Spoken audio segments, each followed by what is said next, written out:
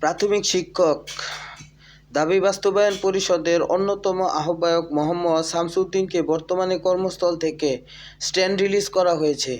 তিনি সহকারী শিক্ষক হিসেবে নোয়াখালীর কৃপালপুর সরকারি প্রাথমিক বিদ্যালয়ে কর্মরত ছিলেন।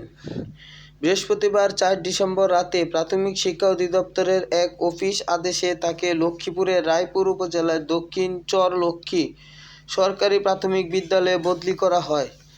অধিদপ্তরের সহকারী পরিচালক মাহফুজা খাতুনের সই করা ওই অফিস আদেশে জানানো হয়েছে, বিদ্যমান শূন্য পদে প্রশাসনিক কারণে নিজ বেতন স্কেলে নোয়াখালী সদরে কৃপালপুর সরকারি প্রাথমিক বিদ্যালয়ে সহকারী শিক্ষক মোহাম্মদ শামসুদ্দিনকে তার বর্তমান কর্মস্থল থেকে রিলিজ দেওয়া হয়েছে।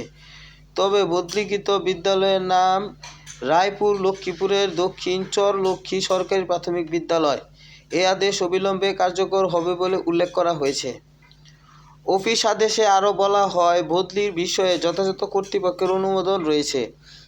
পাশাপাশি সংশ্লিষ্ট জেলা উপজেলায় প্রাথমিক শিক্ষা অফিস, হিসাবরক্ষণ অফিস, আইএমডি এবং মহাপরিচালকের পিএস সহ মোট 9টি দপ্তর অনুলিপি পাঠানো হয়েছে। প্রসঙ্গত, 3 দফা দাবিতে গত 27 নভেম্বর থেকে কর্মবিরতি পালন করছেন দেশের 65,000 সরকারি প্রাথমিক বিদ্যালয়ের সহকারী শিক্ষকরা। এর মধ্যে গত 1 ডিসেম্বর থেকে শুরু হয়েছে অনির্দিষ্টকালের কমপ্লিট শাটডাউন ও বিদ্যালয় তালাবদ্ধ কর্মসূচি। শিক্ষক শামসুদ্দিন এই আন্দোলনের মাঠ পর্যায়ে অন্যতম নেতা হিসেবে নেতৃত্ব দিচ্ছেন।